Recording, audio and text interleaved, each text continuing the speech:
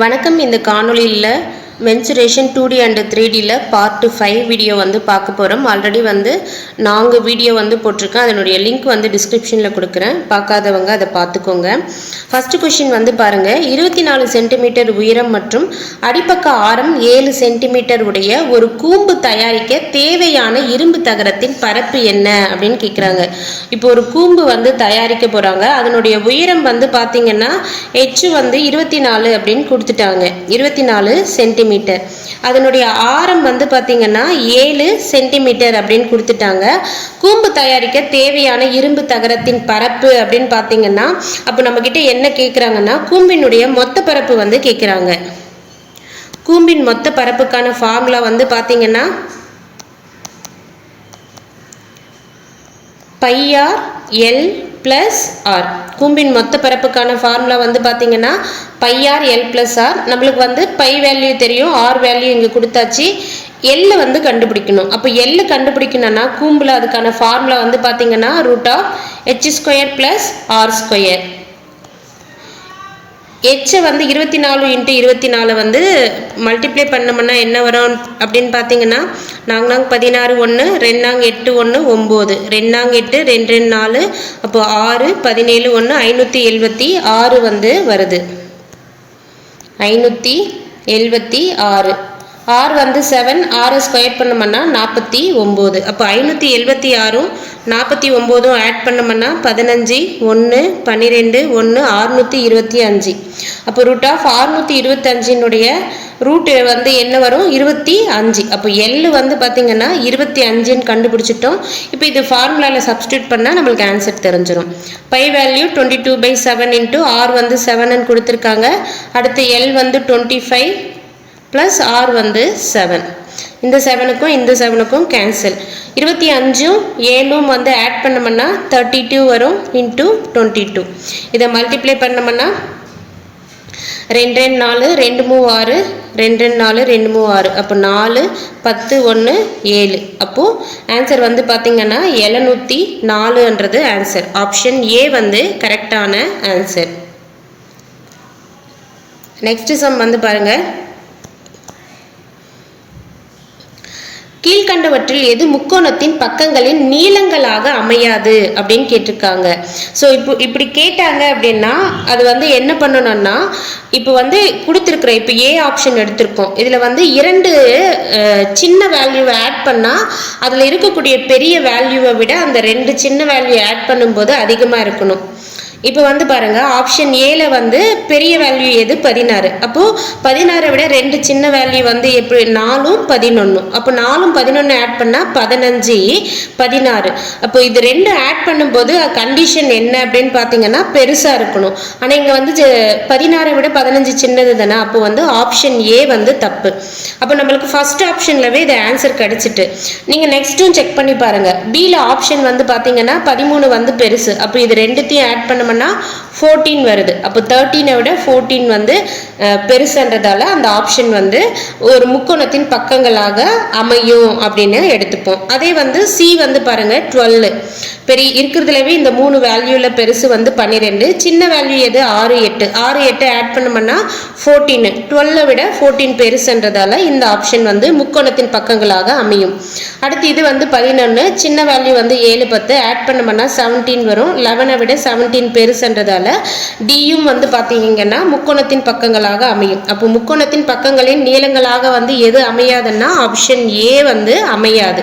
ஏன்னா இரு சிறிய வேல்யூவை ஆட் பண்ணும்போது 3வது வேல்யூவை விட பெருசாக இருக்கணும். அதுதான் கண்டிஷனே. அது பார்த்துக்கோங்க. அடுத்து பாருங்க, பின்வருவற்றில் எது முக்கோணத்தின் பக்கங்களாக இருக்க முடியாது. மேலே பார்த்தோம் இல்லையா, அதே கான்செப்ட் தான். இப்போ ஆப்ஷன் ஏல பெரியது எது 6. இப்போ 2 ஆட் பண்ணோம்னா 4 5 ஆட் பண்ணால் 6 விட பெருசு வருது. இதில் எது பெருசு 5. அப்போ ஆட் பண்ணும்போது 5 விட பெரிய வேல்யூவாக வரணும். 3 4 ஆட் பண்ணோம்னா 7. அப்போ இதுவும் முக்கோணத்தின் பக்கங்களாக அமையும். அடுத்து சி பாருங்க, பெரிய வேல்யூ 4. அப்போ மீதி 2 வேல்யூ ஆட் பண்ணால் 4 விட பெருசாக இருக்கணும். 2 3 ஆட் பண்ணால் 5. அப்போ இதுவும் கரெக்டு. அடுத்து டி பாருங்க, பெரிய வேல்யூ 3. அடுத்து வந்து ரெண்டு பக்கங்களை ஆட் பண்ணும்போது 3 விட பெருசாக இருக்கணும். ஆட் பண்ணால் 3ன்னு வருது. அப்போ ஈக்குவலாக வருது. அதனால் ஆப்ஷன் டி வந்து முக்கோணத்தின் பக்கங்களாக இருக்க முடியாது. ஸோ பெருசு வரல, ஈக்குவல் பண்ணுறதால இது வந்து தப்பு. இது வந்து பாருங்க, அரைக்கோள வடிவ கிண்ணத்தின் தடிமன் 6.25 சென்டிமீட்டர், அதன் உட்புற ஆரம் 5 சென்டிமீட்டர் எனில் அக்கிண்ணத்தின் வெளிப்புற வலைப்பரப்பை காண்க அப்படின்னு கேட்டிருக்காங்க. ஸோ இப்போ என்ன கேட்டிருக்காங்க, வெளிப்புற வலைப்பரப்பு.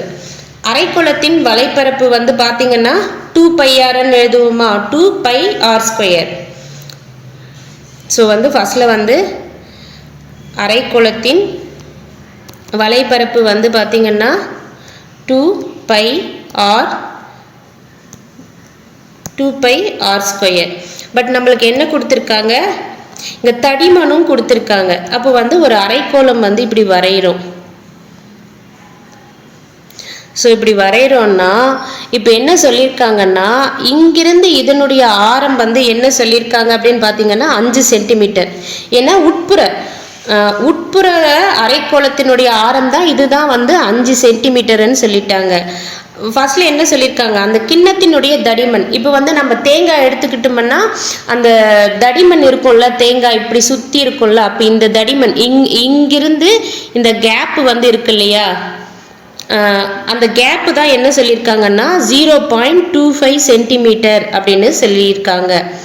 சொல்லிட்டு அதாவது இப்படி நீங்கள் நம்ம சர்க்கிளாக வரையும் போது இப்படி வரையுமா, புரியும்னு நினைக்கிறவங்களுக்கு இது வந்து இப்படி வரும். இங்கே வந்து இந்த ஷேப்பில் வரும். இது வந்து இப்படி குட்டியாக வரைஞ்சோம்னா இப்படி வரும், இப்படி வரும். ஸோ நீங்கள் தேங்காவை வந்து இமேஜின் பண்ணிக்கோங்க. இமேஜின் பண்ணிக்கிட்டிங்கன்னா உங்களுக்கு நல்லா வந்து புரியும். தேங்காவினுடைய உள்ளே இருக்கக்கூடிய ஆரம் வந்து பார்த்திங்கன்னா 5 சென்டிமீட்டர்னு கொடுத்துட்டாங்க. அதனுடைய தடிமன் வந்து 0.5 சென்டிமீட்டர். அதுக்கப்புறம் என்ன கேட்குறாங்க, கிண்ணத்தின் வெளிப்புறத்தினுடைய வலைப்பரப்பை தான் கேட்குறாங்க. அப்போ வெளிப்புறத்தினுடைய வலைப்பரப்புன்னா அப்போ இங்கிருந்து இதனுடைய ஆரம் தெரியணும் இல்லையா. ஸோ வெளிப்புறம்னா அப்போ சென்டரில் இருந்து இது வரைக்கும் என்ன ஆரம்னா அப்போ 5யும் 0.25ஐயும் ஆட் பண்ணால் உள்ளே இருந்து வெளிப்புறத்தினுடைய ஆரம் வந்து தெரிஞ்சிடும். அப்போது அதை வந்து கேபிட்டல் ஆர்ன்னு வச்சுக்கோங்க. வச்சுட்டு 5 + 0.25 ஆட் பண்ணோம்னா 5.25 தான் ஆரம். அப்போ இந்த ஆறுனுடைய வேல்யூ வந்து சப்ஸ்டியூட் பண்ணால் நம்மளுக்கு கிடைச்சிரும். வெளிப்புறம் கேட்டதால கேபிட்டல் R² அப்படின்னு ஃபார்முலாவில் வந்து கேபிட்டல் R போட்டுக்கோங்க.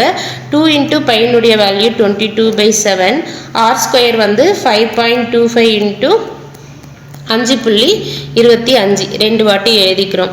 இப்போ 7 கொண்டு போய் இதில் அடிப்போம். 7 அடிச்சோம்னா 0.52 வந்து 7 7 49, ரிமைனிங் 3 35, 5 7 35, 2 22 44 இன்ட்டு அடுத்து வந்து பார்த்திங்கன்னா 5.25 × 0.75 இதை வந்து மல்டிப்ளை பண்ணுவோம். 5 5 25, 2 2 5 10, 2 12, 1 5 5 25, 1 26, 7 5 35, 3 2 7 14, 3 17, 1 7 5 35, 1 36, 5 7 இதை ஆட் பண்ணோம்னா 13, 1 8 9 3. ஸோ வந்து 4 ஸ்தானம் தள்ளி புள்ளி வைக்கணுமா, இங்கே 2 இங்கே 2, அப்போ 4 ஸ்தானம் பண்ணால் 3.9375. அப்போ இதை மல்டிப்ளை பண்ணோம்னா நம்மளுக்கு ஆன்சர் கிடச்சிரும். அப்போ வந்து 44 இதோட மல்டிப்ளை பண்ணுங்க. 4 5 20, 2 4 7 28, 30, 3 3 12, 3 15, 1 9 36, 37, 3 3 12, 3 வந்து 15.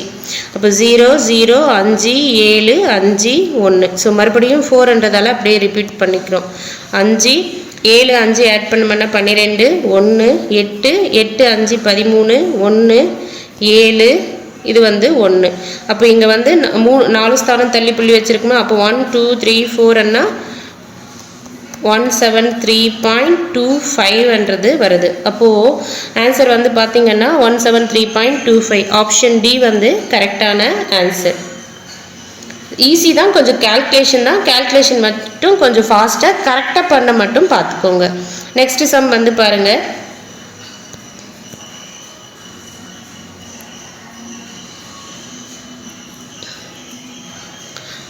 இது வந்து என்ன கொடுத்துருக்காங்கன்னா, பின்வருவற்றுள் ஏபிசி என்ற முக்கோணத்தை உருவாக்க முடியாத விவரம் எது? ஸோ மேலே வந்து பார்த்தோம் இல்லையா, அந்த பெரிய வேல்யூ, ரெண்டு சிறிய வேல்யூவை ஆட் பண்ணும்போது மூன்றாவது இருக்கக்கூடிய பெரிய வேல்யூவை விட இதனுடைய மதிப்பு வந்து அதிகமாக இருக்கணும். இங்கே வந்து நம்ம வந்து பார்த்திங்கன்னா இதுக்கு எல்லாத்துக்குமே எல்சிஎம் எடுத்தோம்னா நம்ம ஈஸியாக இருக்கும். ஸோ இது ரெண்டு மெத்தடில் பார்க்கலாம். ரெண்டு மெத்தடும் சொல்லிடுறேன். எல்சிஎம் எடுக்கிற மெத்தட் தான் நம்மளுக்கு குயிக்காக ஆன்சர் வரும், அதை வந்து ஃபாலோ பண்ணிக்கோங்க. இன்னொரு மெத்தடும் சொல்கிறேன், எது ஈஸியாக இருக்கோ அதை வந்து பார்த்துக்கோங்க. இது ஃபஸ்ட்டு ஒன் வந்து பாருங்கள், எல்லாமே வந்து காமனாக இருக்கிறதால 1 1ன்னு வருங்களா. ஸோ எல்சிஎம் வந்து எடுத்தோம் அப்படின்னா எதுவும் இல்லை. ஸோ ஃபஸ்ட் ஆப்ஷன் ஏக்கு வந்து பார்த்திங்கன்னா ஏபியினுடைய வேல்யூ 1n வரும், பிசியினுடைய வேல்யூ 1n வரும், சிஏயினுடைய வேல்யூ 1n வரும். இப்போ எல்லாமே இது 1n வச்சுக்கினா ரெண்டு வேல்யூ ஆட் பண்ணுறோம். 1 + 1ன்னா அப்போ 2, 1 விட 2 பெருசுன்றதால இது வந்து வரும். ஸோ இவங்க வந்து என்ன சொல்லியிருக்காங்க, முக்கோணத்தை உருவாக்க முடியாதது எதுன்னு கேட்டிருக்காங்க. அப்போது ஃபஸ்ட்டு ஒன்று வந்து முக்கோணத்தை உருவாக்க முடியும். அடுத்து செகண்ட் ஆப்ஷன் வந்து போகிறோம். செகண்ட் ஆப்ஷன் வந்து பார்த்திங்கன்னா இங்கே 2 3 இருக்குது. அப்போ 6 எடுக்கலாமா? அப்போ 6ஆல் மல்டிப்ளை பண்ணோம் அப்படின்னு பார்த்தீங்கன்னா ஏபிக்கு வந்து 6 வரும். பிசிக்கு வந்து பார்த்திங்கன்னா எல்சிஎம் வந்து 6 எடுத்தோம்னா 6ல் 2 வந்து அடித்தோம்னா 3 டைம்ஸ் வருங்களா. டிவைடட் பை 6 போட்டுக்கோங்க. அப்போ ஏபி வந்து 6n வரும். பிசி வந்து 2 கொண்டு வந்து இங்கே அடிச்சோம்னா 3 டைம்ஸ் வரும். அப்போ 3 கொண்டு வந்து இங்கே அடிச்சோம்னா 2 டைம்ஸ் வரும். சிஏக்கு வந்து 2 வரும். இதில் பெரிய வேல்யூ எது? 6. இதை ஆட் பண்ண மீதி இருக்கக்கூடிய ரெண்டு வேல்யூ ஆட் பண்ணால் 6 விட பெருசாக வரணும். இங்கே 5 வருது. அப்போ வந்து ஆப்ஷன் பி வந்து ஒரு முக்கோணத்தை உருவாக்க முடியாது. அப்போ ஆன்சர் வந்து பி. மீதியும் செக் பண்ணிக்கோங்க. ஆப்ஷன் சி வந்து பாருங்கள், இது வந்து ஏபி பிசி சிஏ. ஸோ இங்கே 2 4 2 3 இருக்கிறதால இதுக்கு வந்து எல்சிஎம் என்ன எடுக்கலாமன்னா 12 எடுக்கலாமா. அப்போது 12ஆல் வந்து கொண்டு போனோம்னா 4 12ல் அடித்தோம்னா ஏபிக்கான வேல்யூ வந்து பார்த்திங்கன்னா 3n வரும். 2 12ல் அடித்தா 6n வரும். 3 12ல் அடித்தா 4n வரும். அப்போ இதில் பெரிய வேல்யூ வந்து பார்த்திங்கன்னா 6. மீதி ரெண்டு வேல்யூ ஆட் பண்ணால் 6 விட பெருசாக இருக்கணும். மீதி ரெண்டு சின்ன வேல்யூ எது? 6 விட சின்ன வேல்யூ 3 4 ஆட் பண்ணால் 7. அப்போ இது முக்கோணத்தை அமைக்கும். அடுத்து டி ஆப்ஷன் வந்து பாருங்கள். அடுத்து டி ஆப்ஷன் வந்து பார்த்திங்கன்னா 2 தான் இருக்குது. அப்போ 2ஆல் நம்ம வந்து போட்டோம் அப்படின்னா ஏபி வேல்யூ வந்து 2, பிசி வேல்யூ வந்து 2, சிஏ வேல்யூவும் வந்து பார்த்திங்கன்னா 1n வரும். 2/2 வந்து கேன்சல் ஆனால் 1n வரும். அப்போ வந்து பெரிய வேல்யூ எது? 2. மீதி இருக்கக்கூடிய வேல்யூ வந்து ஆட் பண்ணுறோம். 2 + 1 வந்து 3. அப்போ இதுவும் வந்து முக்கோணத்தை அமைக்கும். அப்போ எது முக்கோணத்தை அமைக்காதுன்னா பி வந்து முக்கோணத்தை அமைக்காது. இல்லைன்னா நம்ம ரேஷியோ மெத்தட் வந்து போடுவோம் இல்லையா, அது வந்து ரொம்ப பெருசாக போகுங்க. இருந்தாலும் இது புரியாதவங்க அது என்ன கான்செப்ட்ன்னுட்டு இந்த ஆப்ஷன் ஏ பிக்கு மட்டும் சொல்கிறேன், பார்த்துக்கோங்க. நம்ம இது என்னென்னு எழுதுவோம்? ஃபஸ்ட்டு இது 2 எடுத்துக்கலாம். AB BC. So AB is equal to பிசின்னு எடுத்தோன்னா அப்போது பிசி கீழே வந்துட்டோன்னா இங்கே மேலே 1 கீழே 1ன்னு இருக்குது. அப்போ ஏபி வேல்யூ 1, பிசி வேல்யூ 1. அடுத்து வந்து இந்த ரெண்டுத்தை எடுத்துக்கிட்டோம்னா BC is equal to CA. அப்போ பிசி டிவைடட் பை சிஏன்னா 1/1n வரும். அப்போ ஏபி பிசி சிஏ. இப்போ வந்து பிசியும் சிஏவும் சேம் வேல்யூ இருக்கிறதால நம்ம என்ன பண்ணலாம்? 1 1n எடுத்துக்கலாம். 1 1n எடுத்துக்கிட்டால் பெரிய வேல்யூவே 1 தான். மீதி 2 இருக்கிற வேல்யூ ஆட் பண்ணால் 2n வரும். ஸோ அந்த முன்னாடி ஒரு கான்செப்ட் பார்த்தோம் இல்லையா, ஸோ இது ஏபிசி கண்டுபிடிச்சிட்டா அந்த மெத்தடில் தான் போடணும். இது வந்து எல்சிஎம் எடுக்கிறதுக்கு பதிலாக இதை போடலான்னு சொல்கிறாங்க, அது வந்து பார்த்துக்கோங்க. அடுத்து வந்து பாருங்கள், ஏபி இதுக்கு வந்து ஃபஸ்ட்டு 2 எடுக்கிறோம். அப்போ AB is equal to 2BC. AB divided by BC வந்து பார்த்திங்கன்னா 2 டிவைடட் பை 1. அப்போ ஏபி வேல்யூ 2, பிசி வேல்யூ 1. அடுத்து இது 2 எடுத்துக்கலாமா? 2BC is equal to 3CA. BC divided by CA is equal to 3.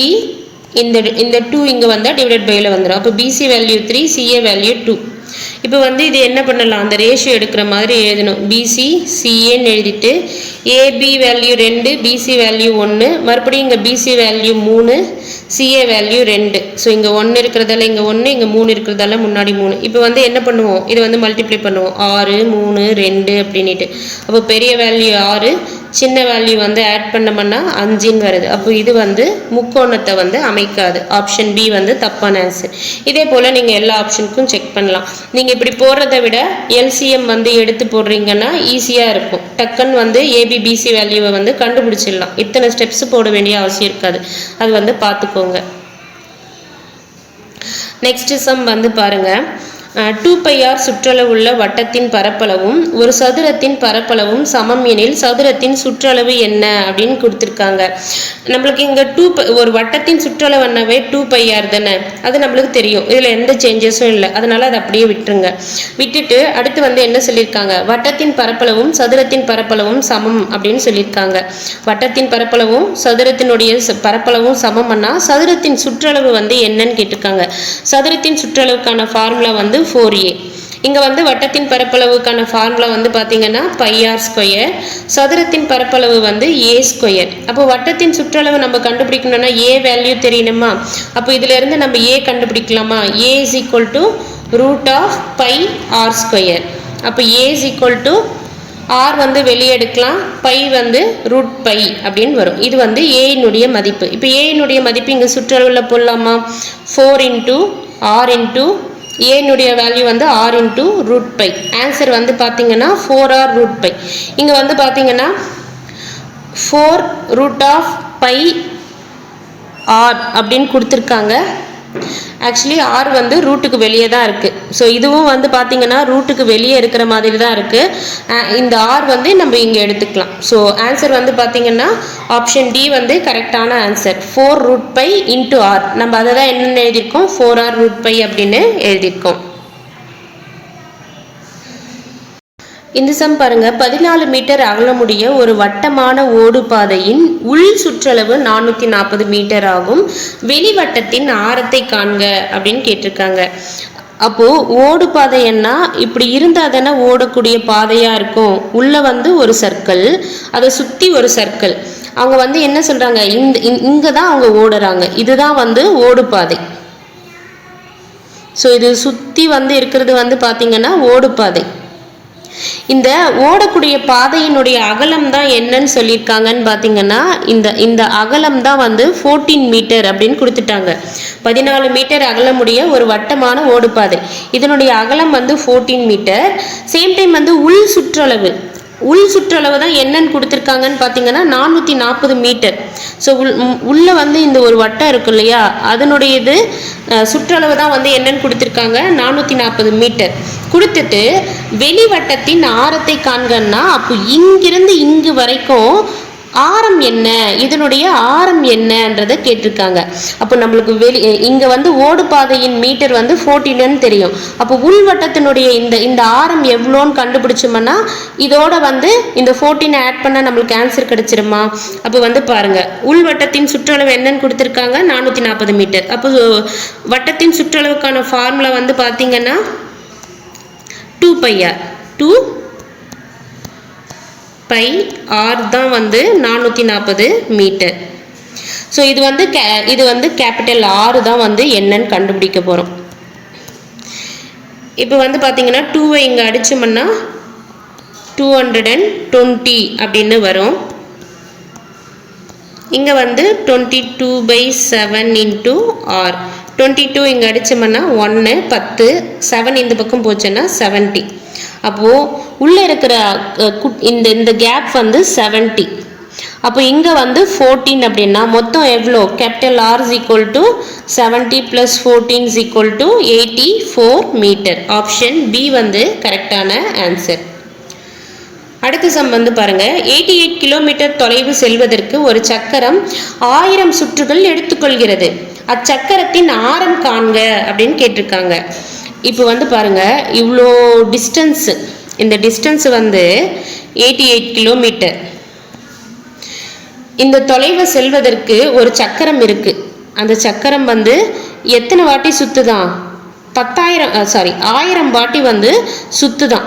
1000 வாட்டி சுத்துதுன்னா இதனுடைய ஆரம் என்னவா இருக்கும் அப்படின்னு கேட்குறாங்க. அப்போ வட்டத்தின் சுற்றளவு இன்டூ 1000 மல்டிப்ளை பண்ணாதான் என்ன வரும்? 88 கிலோமீட்டர்னு வருமா? அப்போ இதை எப்படி எழுதலாம்? வட்டத்தின் சுற்றளவுக்கான ஃபார்முலா வந்து பார்த்தீங்கன்னா 2πr. 2πr அது எத்தனை வாட்டி சுத்துதான்? 1000 வாட்டி சுத்துது. 1000 வாட்டி சுத்துறப்ப தான் அது எவ்வளோ டிஸ்டன்ஸ் கிடக்கும்னா 88 கிலோமீட்டர் டிஸ்டன்ஸ் வந்து கிடக்கும். ஸோ இது வந்து எழுத தெரிஞ்சால் போதும். இப்போ வந்து இப்படி சுற்றி அந்த சக்கரம் போகுது. எத்தனை வாட்டி போகுது? 1000 வாட்டி போகிறதால 1000 வாட்டி போகுது. அப்போ ஒரு சக்கரம் வந்து ஃபுல்லாக சுற்றுதுன்னா அதனுடைய சுற்றளவுக்கான ஃபார்முலா எழுதணுமா? அந்த சுற்றளவுக்கான ஃபார்முலா தான் 2πr × 1000 வாட்டி சுற்றுறப்ப அது எவ்வளோ டிஸ்டன்ஸ் கிடக்குதுன்னா 88 கிலோமீட்டர். ஸோ கிலோமீட்டரை மீட்டராக எழுதணும்னா எப்படி பண்ணுவோம்? ஒரு கிலோமீட்டரை மீட்டராக மாற்றணும்னா 1000 மீட்டருங்களா? ஒரு கிலோமீட்டர் = 1000 மீட்டர். அப்போது 2 × 22/7 6 தான் வந்து என்னன்னு கேட்டிருக்காங்க. அதுதான் கண்டுபிடிக்க போகிறோம். × 1000. இங்கே கிலோமீட்டருக்கு பதிலாக ஆன்சர்லலாம் நம்மளுக்கு மீட்டரில் தான் கொடுத்துருக்காங்க. அப்போது 1 கிலோமீட்டருக்கு பதிலாக நம்ம என்ன எழுதலாம்? 1000 மீட்டர்னு எழுதலாங்களா? அப்போ 1000. இந்த 1000ம் கேன்சல் ஆயிரும். 22 என்னன்னு வரும்? 44. 44 இங்கே அடிச்சோம்னா எத்தனை வாட்டி வரும்? 2 வாட்டி வருங்களா? அப்போது r = இங்கே 2 × இந்த 7 அந்த பக்கம் போச்சுன்னா மல்டிப்ளிகேஷனில் வரும். அப்போ 2 7 14. ஆப்ஷன்ஸ் டி வந்து கரெக்டான ஆன்சர். ஸோ இது வந்து தெளிவாக பார்த்துக்கோங்க. ஒரு வட்டம் வந்து சுற்றி 1000 வாட்டி சுற்றிட்டே போகுது அப்படின்னா அப்போ அந்த வட்டத்தினுடைய சுற்றளவு × 1000. அப்படி சுற்றுறப்ப எத்தனை கிலோமீட்டர் ட்ராவல் பண்ணுதுன்னா 88 கிலோமீட்டர் வந்து ட்ராவல் பண்ணுதுன்றது கொடுத்துருக்காங்க. அப்போ நீங்கள் இது எழுதிட்டீங்கன்னா ஆன்சர் வந்துடும்.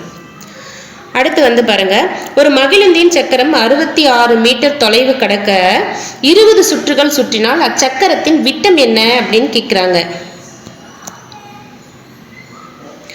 ஸோ இதுவும் அதே கான்செப்ட் தான். அங்கே வந்து கிலோமீட்டரில் கொடுத்தாங்க, இங்கே வந்து மீட்டரில் வந்து கொடுத்துருக்காங்க. 66 மீட்டர். ஒரு சக்கரம் வந்து இருக்குது, அது எத்தனை சுற்றுது?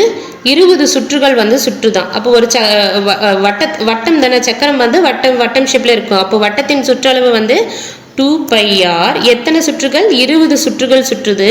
எத்தனை மீட்டர்னா 66 மீட்டர். அப்போ 2 × நம்மளுக்கு விட்டம் கேட்டிருக்காங்க. விட்டம்னா 2r.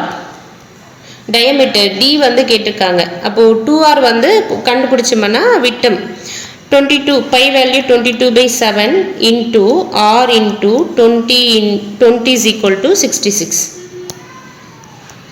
சாரி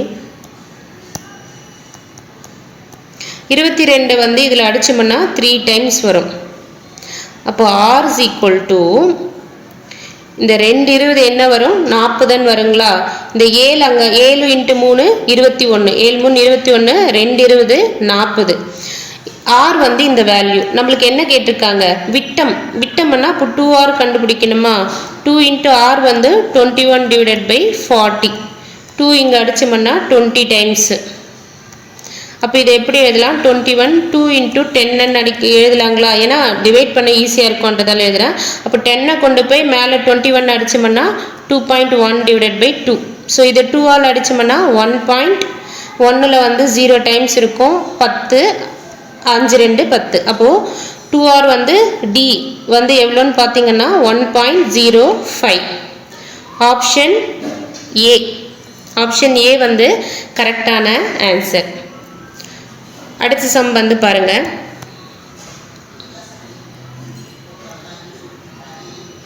அடுத்து வந்து ஒரு சரிவகத்தின் உயரம் மற்றும் பரப்பு முறையே 12 சென்டிமீட்டர் மற்றும் 102 சென்டிமீட்டர். அந்த சரிவகத்தின் ஒரு இணை பக்கத்தின் நீளம் 8 சென்டிமீட்டர் எனில் மற்றொரு இணை பக்கத்தின் நீளம் வந்து என்ன அப்படின்னு கேட்டிருக்காங்க. இப்போ சரிவகம்னா இப்படி இருக்கும்.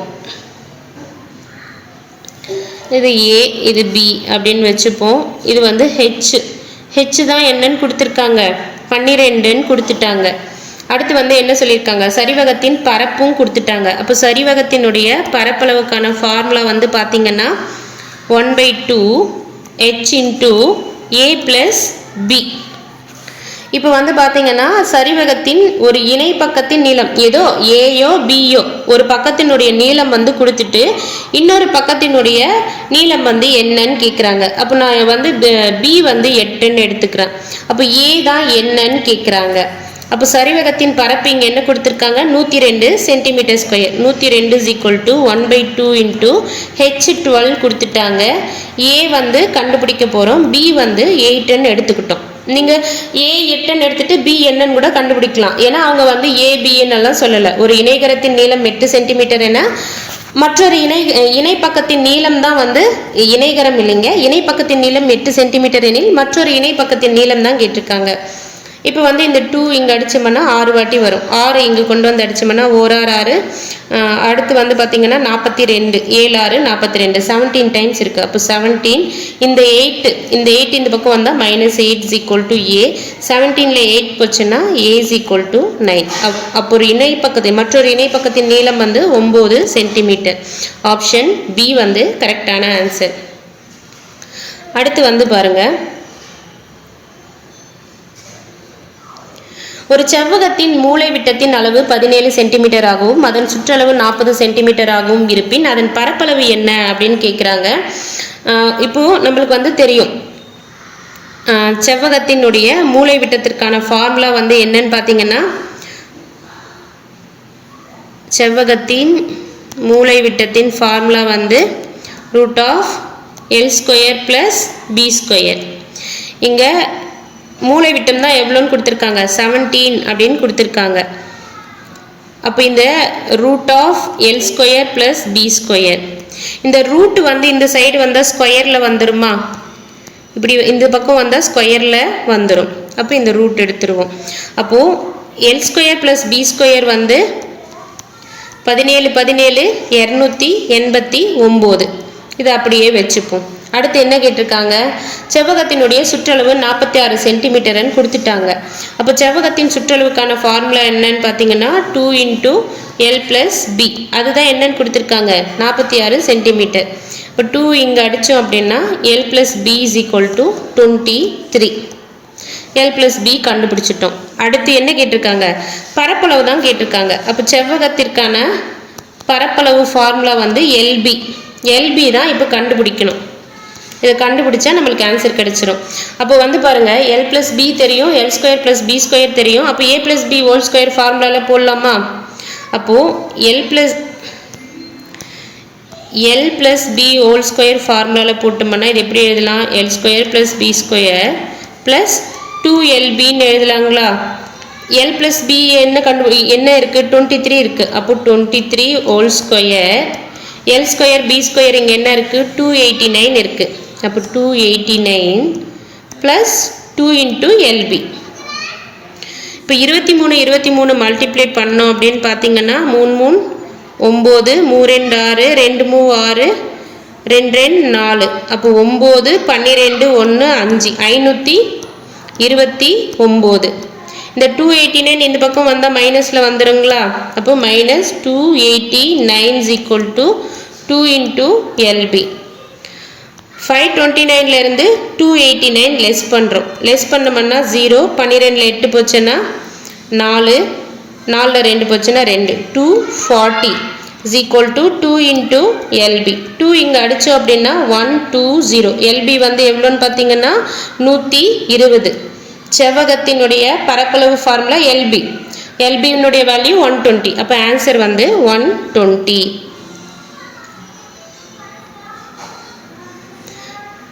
So option A 120. அடுத்த சம் வந்து பார்ப்போம்.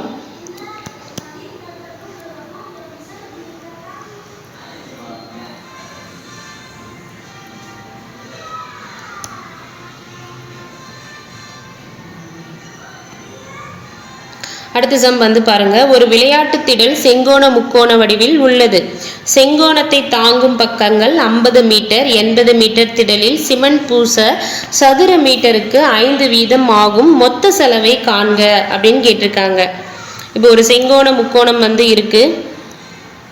அதில் வந்து பார்த்தீங்கன்னா பக்கங்கள் வந்து பார்த்தீங்கன்னா 80 மீட்டர் 50 மீட்டர்னு கொடுத்துட்டாங்க. 80 மீட்டர் 50 மீட்டர்னு கொடுத்துட்டாங்க. அப்போ இது ஃபுல்லாக வந்து என்ன பூசுகிறாங்க, சிமெண்ட் வந்து பூச 1 மீட்டருக்கு 5 ரூபான்னா மொத்த செலவு எவ்வளோ ஆகும்னா, இப்போ செங்கோண முக்கோணத்தின் பரப்பளவுக்கான ஃபார்முலாவில் வந்து வேல்யூ எல்லாம் போட்டோம்னா நம்மளுக்கு கிடச்சிரும். இப்போ செங்கோண முக்கோணத்தின் பரப்பளவுக்கான ஃபார்முலா வந்து பார்த்திங்கன்னா ஆஃப் BH. ஆஃப் BH வந்து 1 × 2 80 × 50. இப்போ இதை கொண்டு போய் இங்கே அடிச்சோம்னா 40ன்னு வரும். அப்போ 4 5 20 2 0. அப்போ 2000. இது வந்து என்னது, மீட்டர். ஸோ 1 மீட்டருக்கு எவ்வளோ ஆகும்னு சொல்லியிருக்காங்க. புதுசாக மீட்டருக்கு 5 ரூபா ஆகுது. அப்போ 5ஆல் மல்டிப்ளை பண்ணணும். 2 5 10 3 0. அப்போ 10,000. எவ்வளோ ஆகும்னா 10,000. ஆப்ஷன் சி வந்து கரெக்டான ஆன்சர். நீங்கள் 5 இங்கே போடுறதை விட நீங்கள் இங்கேயே கூட ஃபார்முலாவை கூட × 5 போட்டுக்கலாம். 1 மீட்டருக்கு 5 மீட்டர் அப்படி 5 ரூபா அப்படின்றப்போ 5 மேலேயே போட்டு நீங்கள் இங்கேயே 5 கொண்டு வந்து மல்டிப்ளை பண்ணால் கூட அப்படியே போட்டுடலாம். கடைசியில் நீங்கள் விட்டுட்டிங்கன்னா ஆன்சர் தப்பாக வாய்ப்பு இருக்குது. அடுத்த சம் வந்து பாருங்கள். அரைவட்ட வடிவிலான புல்வெளி ஒன்றின் விட்டம் 70 மீட்டர். அதை சுற்றி வேலி அமைக்க 1 மீட்டருக்கு 12 வீதம் என்ன செலவாகும்? அரைவட்டம் அப்படின்னு சொல்லிட்டாங்க. அப்போ அரைவட்டம்னா இப்படி இருக்குது அந்த புல்வெளியின். ஸோ இதனுடைய விட்டம், ஆரம் கொடுக்கல, விட்டம். இந்த விட்டம் தான் என்னன்னு சொல்லியிருக்காங்க, 70 மீட்டர் அப்படின்னு கொடுத்துட்டாங்க. அதை சுற்றி வேலி அமைக்க 1 மீட்டருக்கு வந்து 12 ரூபாய் ஆகும்னா மொத்த செலவு என்ன அப்படின்னு கேட்டிருக்காங்க. அப்போ அரைவட்டத்தினுடைய சுற்றளவு வந்து நம்மளுக்கு ஃபார்முலா தெரியணும். அரைவட்டத்தின் சுற்றளவுக்கான ஃபார்முலா என்னன்னு பார்த்தீங்கன்னா πr + 2r. அரைவட்டத்தின் சுற்றளவுக்கான ஃபார்முலா வந்து πr + 2r. இன்னொன்று இதுக்கான செலவு தான் என்னன்னு சொல்கிறாங்க, 1 மீட்டருக்கு 12 ரூபான்னு சொல்லிட்டாங்க. அந்த 12 ரூபாவும் இங்கேயே கூட போட்டுக்கோங்க. பையனுடைய வேல்யூ 22/7. ஆறுனுடைய வேல்யூ வந்து பாருங்கள், இப்போது இது வந்து டினுடைய வேல்யூ தான் 70. அப்போ ஆறுனுடைய வேல்யூ என்னென்ன எழுதலாம், 35. பாதி எழுதலாமா? டியை வந்து என்னென்னு எழுதுவோம், 2r. 2r value 70ன்னா r value 35. அப்போது r வந்து 35 ப்ளஸ் 2r வந்து நம்ம அப்படியே 17ன்னு போட்டுடலாம். ஸோ a × 12 வந்து இங்கே இருக்குது. 7 கொண்டு போய் இங்கே அடிச்சோம்னா 5. அப்போ இது வந்து 5 2 10 1 2 5 10 1 11 110 + 70 × 12. இதை ஆட் பண்ணோன்னா 180. 180 × 12. இப்போ மல்டிப்ளை பண்ணோம்னா ஆன்சர் கிடச்சிரும். 2 8 16 1. இந்த 0 அப்படியே இருக்கட்டும், கடைசியில் போட்டுக்கலாம். 2 8 16 1 2 3 8 1 6 11 1 2. இந்த இங்கே இருக்கிற 0 இங்கே கடைசியாக. அப்போது வந்து 2160 rupees வந்து ஆகும். ஆன்சர் வந்து பார்த்திங்கன்னா ஆப்ஷன் சி. சி வந்து கரெக்டான ஆன்சர், 2160. நெக்ஸ்ட் சம் பார்ப்போம்.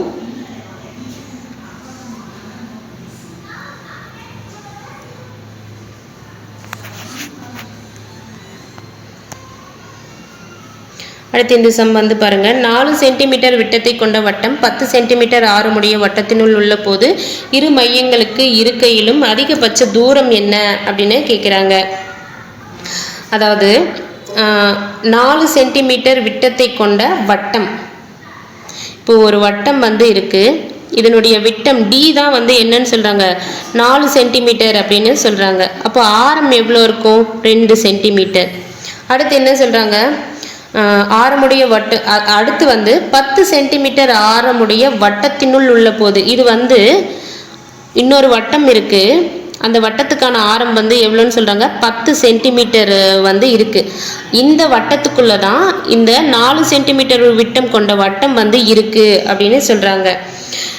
அடுத்து வந்து இரு மையங்களுக்கு இடையே இருக்கையிலும் அதிகபட்ச தூரம். அப்போ இந்த டிஸ்டன்ஸ் தான் என்னன்னு கேட்குறாங்க. அப்போது 10 பெரிய வட்டம் வந்து வட்டத்துக்கான ஆரம் 10, சிறிய வட்டத்துக்கான ஆரம் வந்து 2. அப்போ டிஸ்டன்ஸ்னா வித்தியாசம் வந்து பார்த்திங்கன்னா 8. ஆன்சர் வந்து 8. ஆப்ஷன் சி வந்து கரெக்டான ஆன்சர். உங்களுக்கு புரியும்னு நினைக்கிறேன். ஃபஸ்ட்டில் என்ன சொல்கிறாங்க, ஒரு வட்டம் இருக்குது, அதனுடைய விட்டம் 4ன்னு சொல்லிட்டாங்க. அப்போ ஆரம் வந்து என்ன வரும், 2. இன்னொன்று என்ன சொல்கிறாங்க, இங்கிருந்து 10 சென்டிமீட்டர் ஆரம் கொண்ட இன்னொரு வட்டத்துக்குள்ளே தான் இந்த குட்டி வட்டம் 4 சென்டிமீட்டர் விட்டம் கொண்ட வட்டம் இருக்குன்னு சொல்லிட்டாங்க. சொல்லிட்டு இரு மையங்களுக்கு, ஸோ இங்கிருந்து இங்கே வரைக்கும் ஒரு டிஸ்டன்ஸு, இங்கிருந்து இங்கு வரைக்கும் ஒரு டிஸ்டன்ஸ் இருக்குது. இதில் இருக்கக்கூடிய இருக்கையிலும் அதிகபட்ச தூரம், ஸோ இதுக்கும் இருக்கக்கூடிய அதிகபட்ச தூரம் என்ன அப்படின்னு கேட்கும்போது, அப்போது அந்த பெரிய வட்டத்தில் இருந்து சிறிய வட்டத்துக்கான ஆரம் கழிச்சோம் அப்படின்னா அந்த அதிகபட்ச தூரம் வந்து தெரிஞ்சிடும் 8. அடுத்த சம் வந்து பாருங்க, ஒரு முக்கோணத்தின் முனைகள் 1,1 3,1 1,3 எனில் அதன் பரப்பளவின் பாதி என்ன? ரொம்ப முக்கியங்க. முக்கோணத்தின் பரப்பளவுன்னு கேட்டால் ஃபார்முலா போட்டு முடிச்சிடலாம். அந்த கண்டுபிடிக்கக்கூடிய பரப்பளவுலேயே பாதி என்னன்னு கேட்குறாங்க. அப்போ இப்படி அதனுடைய முனைகள் கொடுத்துட்டு பரப்பளவின் பாதி என்ன, அதுக்கு ஒரு ஃபார்முலா இருக்குது, அதை நோட் பண்ணிக்கோங்க. அதுக்கான ஃபார்முலா என்னன்னு பார்த்தீங்கன்னா, முக்கோணத்தின் முனைகள் கொடுத்துட்டு பரப்பளவு கேட்டால் அதுக்கான ஃபார்முலா 1/2 இன்ட்டு இங்கே வந்து பாருங்கள் x1க்கு அடுத்து y2 மைனஸ் y3. ஸோ 1க்கு அடுத்து 1 2 3 மைனஸ் போட்டுக்கிறோம். அடுத்து ப்ளஸ் x2 இன்ட்டு x2 அடுத்து 2 அடுத்து 3 y3 மைனஸ் y1. ஈஸி தாங்க. 1 2 3 x2 போடுறோம், அடுத்து 3 1. அடுத்து வந்து பாருங்கள் x3 3க்கு அடுத்து y1 மைனஸ் y2. இங்கே 3 என்ன 1 2. ஸோ இதை போட்டு இதுக்கான வேல்யூ கண்டுபிடிச்சிட்டு அதில் வந்து பாதி வேல்யூ என்னன்னு கண்டுபிடிக்கணும். அப்போ வந்து டிவைடட் பை 2 போட்டுக்கோங்க. ஃபார்முலா எழுதும் போதே மறக்காமல் கொஷினில் என்ன கேட்குறாங்களோ அது போட்டுக்கோங்க. அப்போ இது என்னன்னு எழுதலாம், 1/4ன்னு எழுதலாங்களா? இப்போ x1 y1 வேல்யூ எதுன்னா, ஃபர்ஸ்டில் இருக்கிறது x1, இது y1, அடுத்து இது x2, இது y2, இது x3, இது y3 வேல்யூ. இப்போ x1 என்னன்னு பார்த்தீங்கன்னா 1, y2 வந்து 1 மைனஸ் y3 வந்து 3, x2 வந்து 3, y3 வந்து 3, y1 வந்து 1. அடுத்து வந்து x3 வந்து 3, y1 வந்து 1 மைனஸ் y2வும் 1.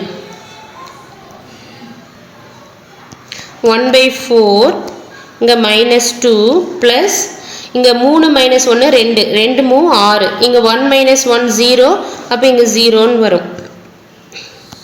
1/4 இங்கே வந்து மைனஸ் 2 ப்ளஸ் 6 4, அப்போ கேன்சல் பண்ணோம்னா 1. ஆன்சர் வந்து பார்த்தீங்கன்னா 1. நெக்ஸ்ட் சம்மும் பாருங்கள், சேம் மெத்தட் தான். நீங்கள் ஃபார்முலா எழுதும் போது இங்கே வந்து எக்ஸ் வேல்யூ 0 வந்ததுன்னா ஃபார்முலாவை வந்து ஷார்ட் பண்ணிடுங்க. என்ன கேட்டிருக்காங்கன்னா, ஸோ கொஷின் வாசிச்சிடுறேன். 0,0 0,0 4,0 4,6 என்ற புள்ளிகளை உச்சிகளாக கொண்ட முக்கோணத்தின் பரப்பளவு. அப்போ முக்கோணத்தின் பரப்பளவுக்கான ஃபார்முலா வந்து 1/2. இங்கே வந்து பாருங்கள் x1 x2 x3. x1 வந்து இங்கே 0 × 0 0 தானே, அப்போ விட்டுருங்க. x2க்கான ஃபார்முலா என்ன வருது, இங்கே 2ன்னா இங்கே y3 மைனஸ் y1. அடுத்து x3 இங்கே 3 என்ன y1 மைனஸ் y2. இப்போ 1/2 இன்ட்டு x2 வந்து 4, y3 வந்து 6, y1 வந்து 0, x3 வந்து 4, y1 வந்து 0, y2வும் 0, 0 மைனஸ் 0 0, அப்போ 4 × 0 இதுவும் 0 வந்து வந்துடும். அப்போ 1/2 இன்ட்டு 6 4 24 ப்ளஸ் 0. ஸோ 0 × 0 போயிடுங்களா? அப்போது 2வை கொண்டு போய் இங்கே அடித்தோம் அப்படின்னா, சாரி 6 4 24 26 கிடையாது, தப்பாக போட்டேன். 6 4 24, 2வை கொண்டு போய் இங்கே அடித்தோம்னா 12 அப்படின்னு வரும். அப்போ ஆப்ஷன் பி வந்து கரெக்டான ஆன்சர். அடுத்த சம் பாருங்கள், சேம் மெத்தட் தான், அதனால் கொஞ்சம் ஃபாஸ்ட்டாக சொல்கிறேன். அடுத்து வந்து பார்த்திங்கன்னா 0,0, அதாவது O × 0,0, A × 3,0, B × 0,2. இது ஒன்றும் இல்லைங்க, ஒரு முக்கோணம் இருக்குன்னா நம்ம ஏபிசின்னு எழுதுவோம் இல்லையா, அதனால் அவங்க ஓன்னு கொடுத்துட்டு 0,0, இது B, இது வந்து A, இது பின்னு கொடுத்துட்டு இதனுடைய வேல்யூ 3,0ன்னு கொடுத்துருக்காங்க. அதனால் இந்த ஏஓ எல்லாம் என்னடா இருக்குது அப்படின்னெல்லாம் நீங்கள் கன்ஃபியூஸ் ஆக வேண்டாம். ஸோ அந்த பாயிண்ட்ஸுக்கு தான் நம்ம ஃபார்முலா எழுதி போட போகிறோம். O into 0, 0, A into 3, 0, B into 0, 2 உச்சிகளாக கொண்ட முக்கோணத்தின் பரப்பு வந்து கேட்டிருக்காங்க. அப்போ 1/2 into இங்கே வந்து பாருங்க, இது x1 வரும், இது x2 வரும், இது x3 வரும். அப்போ x3 into 0 0 தான் வரும். அப்போ 0. x2 எழுதிக்கிறோம். x2 வந்து என்ன வரும், இங்கே வந்து y3 minus y1 வரும், 2 3 1 வரும், ப்ளஸ் x3 இங்கே 0ன்றதால இங்கே ஃபார்முலா எழுதி டைம் வேஸ்ட் பண்ணாதீங்க, ஸ்ட்ரைட்டாக வந்துடுங்க. x2 வேல்யூ என்ன 3, y3 வேல்யூ என்ன 2, y1 வேல்யூ என்ன 0. அப்போ இது வந்து பார்த்தீங்கன்னா 1/2 into 3 into 2 2 2 கேன்சல் 3. அப்போ ஆப்ஷன் சி வந்து கரெக்டான ஆன்சர். அடுத்த சம் பாருங்கள், சேம் மெத்தட் தான். 1, 2 into -3, 4 மற்றும் -5, -6 ஆகியவற்றை முனைகளாக கொண்ட முக்கோணத்தின் பரப்பு. முக்கோணத்தின் பரப்பு வந்து ஃபார்முலா 1/2 into x1. இதில் வந்து எல்லாத்துக்குமே வேல்யூ இருக்கிறதால எழுதிக்கோங்க. y2 minus y3 plus x2 into y3 minus y1 plus x3 into 3 வந்துட்டுங்களா. அப்போ y1 minus y2.